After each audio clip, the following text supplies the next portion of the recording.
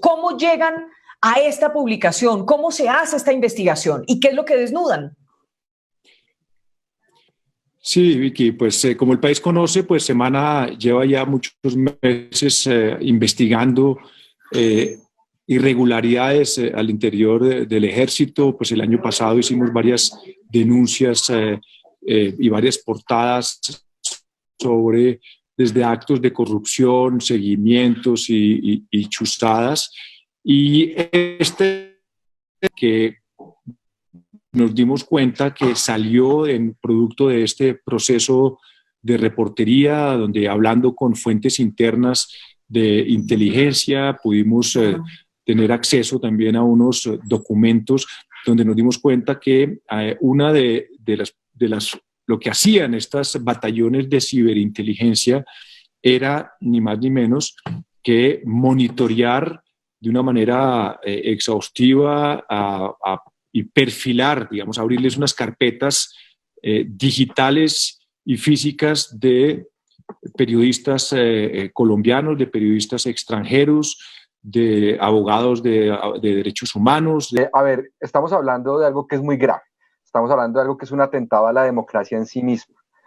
Todos los colombianos aspiramos a que la fuerza pública sea garante de derechos, no a que la fuerza pública entre a violar derechos, y en particular en este caso, la libertad de prensa.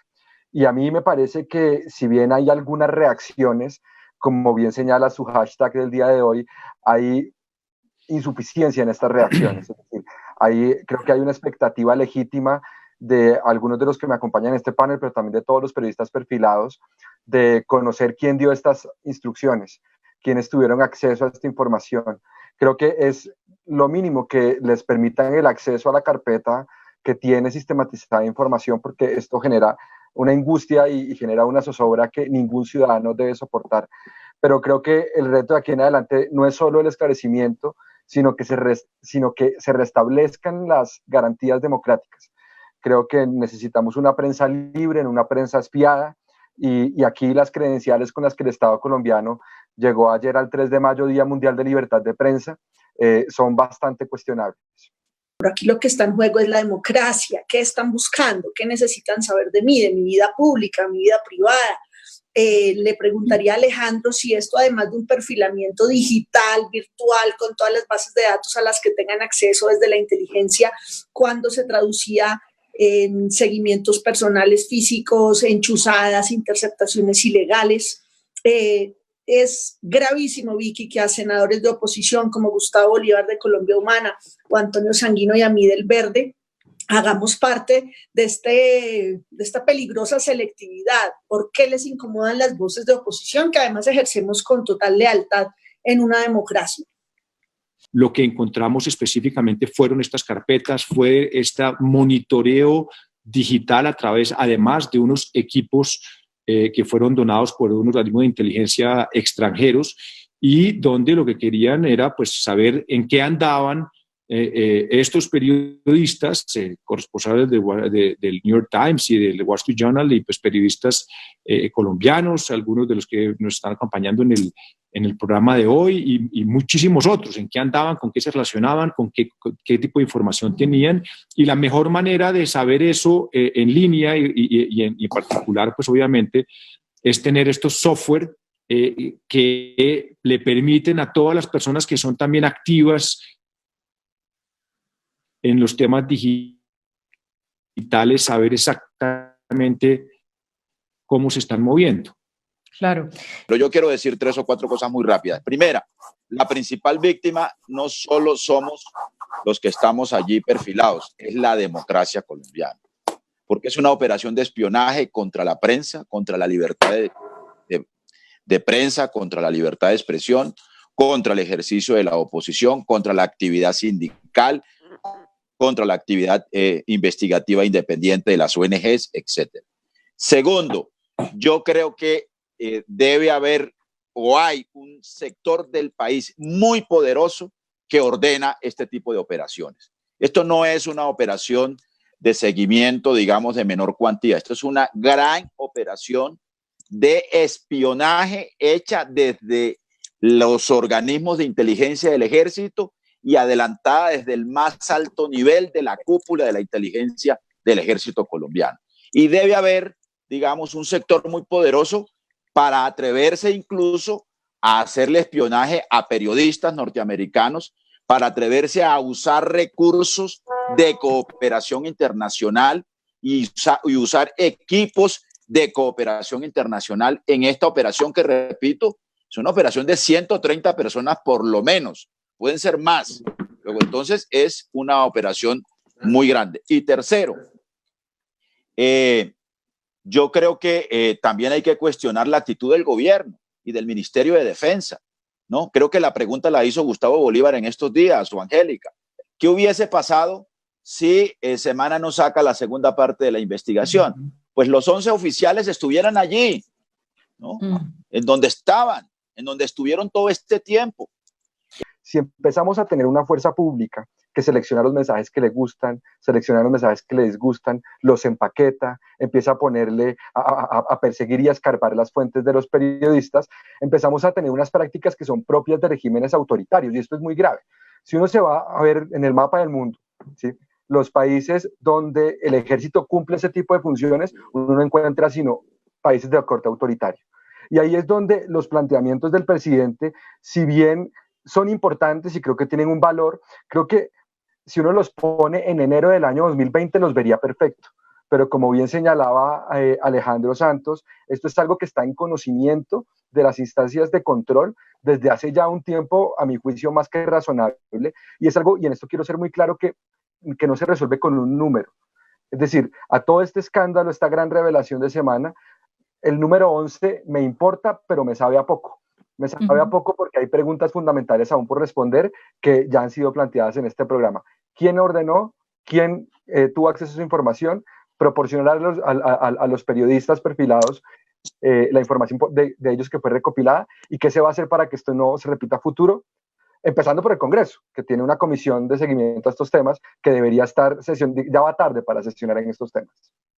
Que el presidente Duque por lo menos es responsable por omisión, porque uno no puede ser jefe del Estado, no puede ser el presidente de la República y no tener control sobre sus organismos de inteligencia, sobre la inteligencia de nuestras fuerzas militares.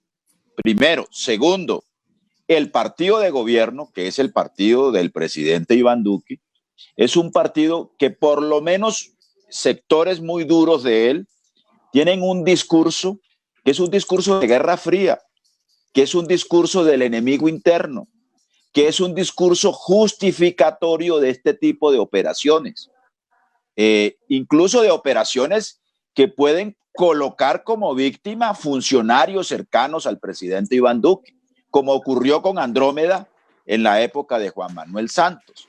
Yo no creo en la sinceridad de la indignación del presidente Duque, porque él tuvo mucho tiempo entre diciembre y esta fecha de haber tomado acciones contundentes. Las vino a tomar cuando alguien les filtró que la revista Semana iba a hacer la publicación. Y ahora lo que hace es llamar a calificar servicios a los 11 oficiales, cuando eso no es ninguna destitución. Además dice que temporal, y van a quedar con su pensión, etcétera. O sea, personas que le hacen daño al Estado, que le hacen daño a la democracia, terminan premiadas. Si él tuviera una indignación legítima, real, lo primero que hubiera hecho es destituir a estos militares. Pero mire lo que está haciendo: temporal y llamada a calificar servicios. Después los premian, como iba a hacer ahora con el general Nicasio Martínez, con algunos puestos o consulares o como en este caso en la OTAN. Entonces yo no creo que realmente sea sincero. Nos tiene que demostrar su sinceridad actuando contundentemente, destituyendo a estos generales y llevando la investigación hasta las cabezas, hacia la pregunta que hace Vicky. Y entonces la pregunta que hace el programa es: ¿quién dio la orden de chuzar? Y yo la respondí hace poquito en un tuit diciendo: pues, ¿quién dio la orden de chuzar?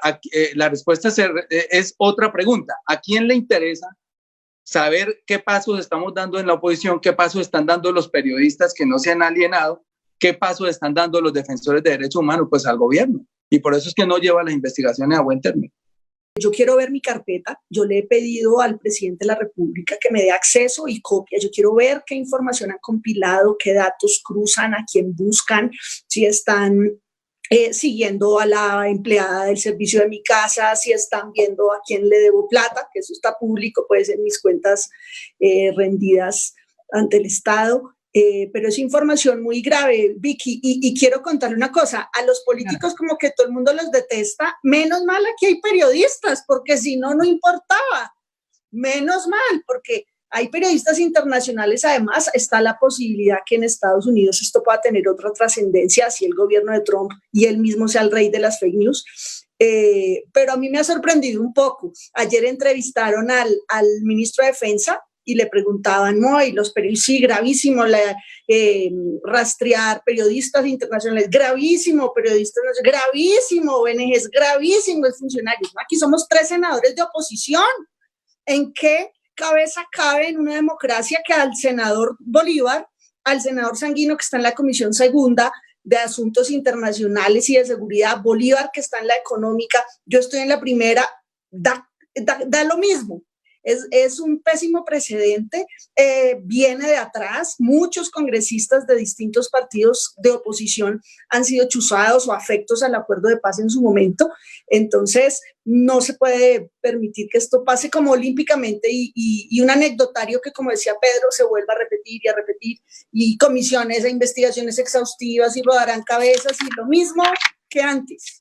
¿Qué significa el nombre del general Nicasio Martínez? Me gustaría a ustedes como investigadores, como periodistas investigadores de esta denuncia que ha salido publicada este fin de semana, ¿qué hay del general Nicasio Martínez en todo esto?